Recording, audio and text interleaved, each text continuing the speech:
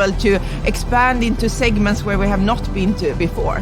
Heavy construction application, it's concrete mixers, but also heavier refuse applications that are now possible to electrify.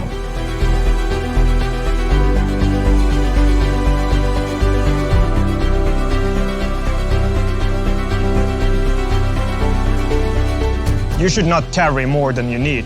So we need to configure the truck to match the operation. But let's say that with this truck we get the work done with range of 150 kilometers a day. Then we put in 4 batteries and we will be able to carry 15 to 16 tons of payload. We can make the wheelbase relatively short and it will create super agile truck that's in a closed environment like this, easy and nice to drive.